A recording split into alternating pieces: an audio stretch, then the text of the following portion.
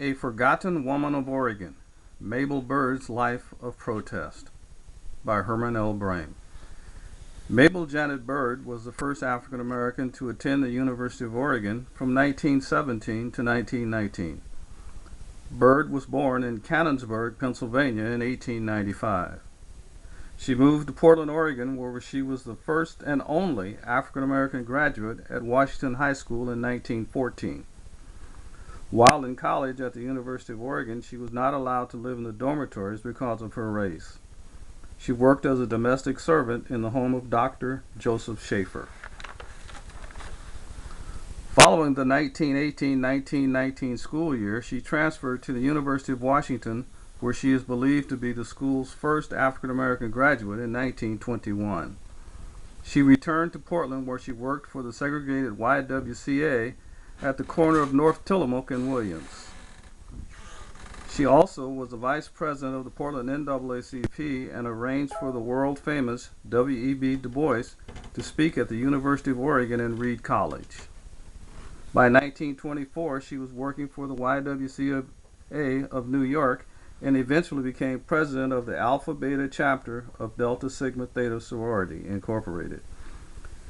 In 1927, she received a Quaker scholarship to study in England after a great send-off by prominent members of New York's African American community. She later worked for the League of Nations in Geneva, Switzerland, with the continuing friendship and support of W.E.B. Du Bois.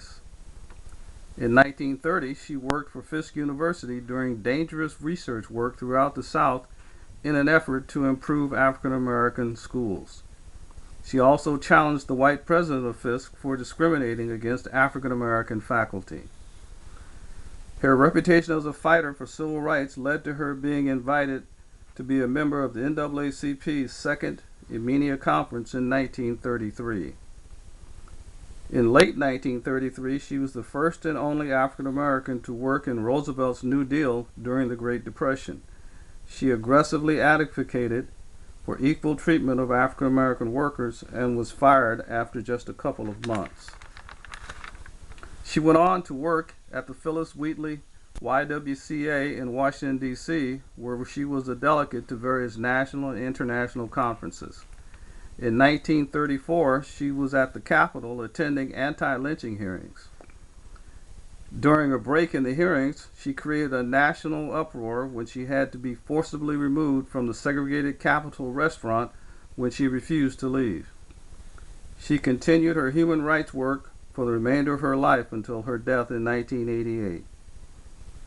For information on ordering this book, email bramehl@yahoo.com. That's BRAMEHL@yahoo.com.